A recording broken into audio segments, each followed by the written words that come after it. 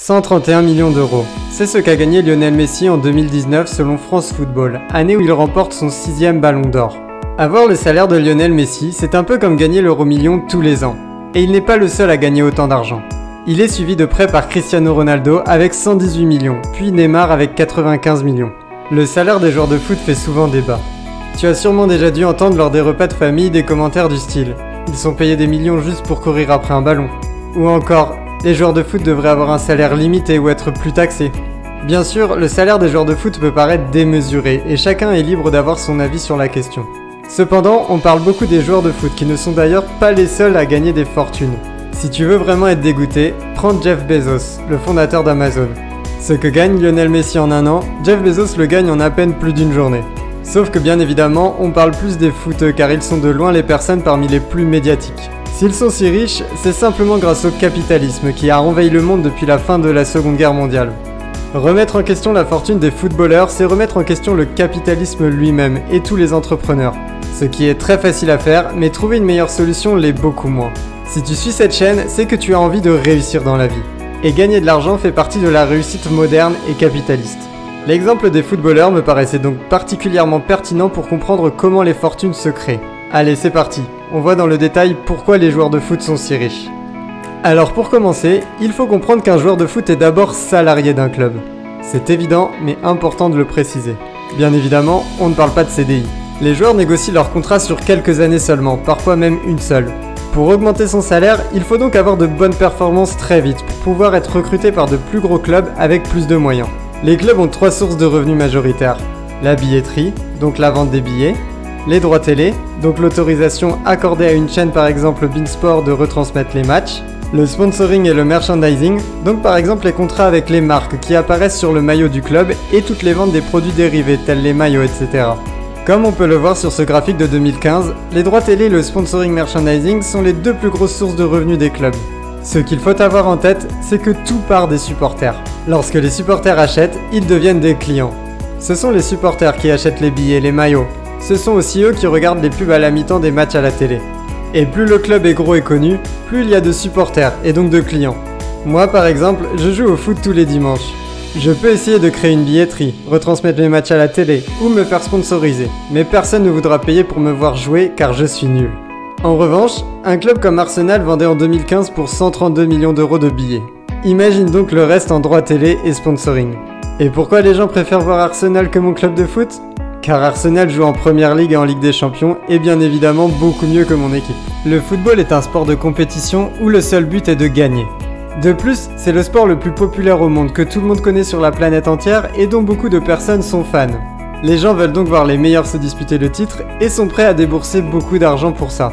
Donc tu l'auras compris, les clubs de foot d'élite dans les championnats européens majeurs, donc principalement Angleterre, Espagne, Italie, Allemagne et France, amassent des fortunes tous les ans comme n'importe quelle société de spectacle qui vend du divertissement. Automatiquement, les clubs sont constamment à la recherche des meilleurs talents qui pourront leur apporter les meilleurs résultats et donc générer encore plus de ventes. C'est là qu'entrent en jeu les Messi, Ronaldo, Neymar et compagnie. Si le FC Barcelone donne autant de millions tous les mois à Lionel Messi, c'est parce que le retour sur investissement est énorme.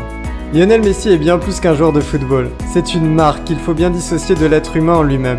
L'être humain joue très bien au football et permet d'aider l'équipe à avancer très loin en Ligue des Champions tous les ans.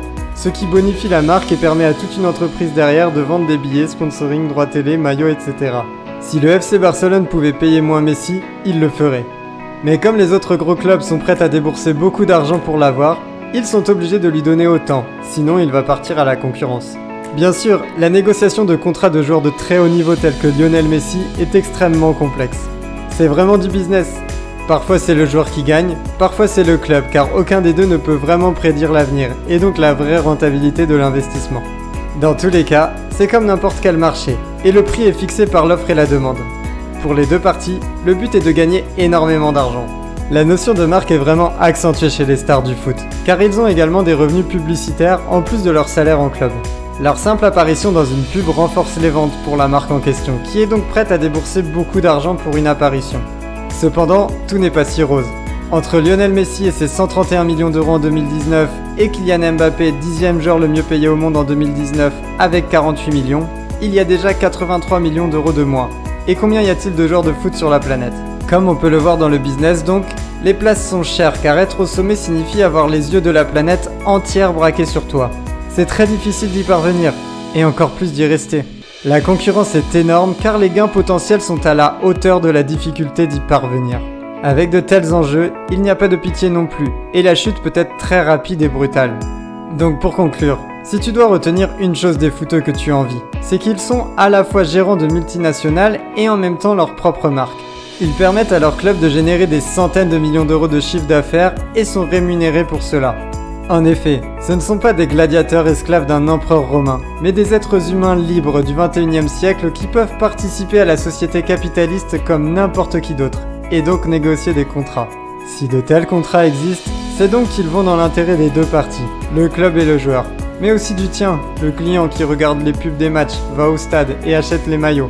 Ah, attention, je ne cherche pas à justifier leur salaire, mais juste à l'expliquer. Si tu trouves vraiment qu'ils sont beaucoup trop payés, alors ne les regarde pas, n'en parle pas, et ignore-les. Si tous les humains perdent subitement leur intérêt pour le foot, les millions des stars disparaissent du jour au lendemain. Mais si tu adores voir des matchs de très haut niveau dans des stades combles avec la moitié de la planète devant sa télé tous les 4 ans, il est impossible que les rares élus arrivant au sommet de cette attention n'en tirent pas d'énormes bénéfices. Jalouse-les ou adore-les, dans les deux cas, si tu les regardes, tu les aides. Et si tu veux en tirer la leçon pour ton bénéfice personnel, pour devenir incroyablement riche, quoi que tu fasses, il faut acquérir une position où tu es capable de vendre n'importe quoi en très grande quantité pour des millions. Sans blague me dis-tu. Plus facile à dire qu'à faire. Bien évidemment, si c'était simple, je ne serais pas en train d'enregistrer cette vidéo et tu ne serais pas en train de la regarder. Et pour terminer, la prochaine fois qu'un rageux t'explique combien le salaire d'un joueur de foot est injuste, n'hésite pas à lui partager cette vidéo. N'oublie pas également d'aimer la vidéo, de la commenter et de t'abonner à la chaîne si ce n'est pas déjà fait. Ça m'aide énormément et ça me motive pour continuer. Allez, moi je vais faire un foot, parce que ça paye bien quand même.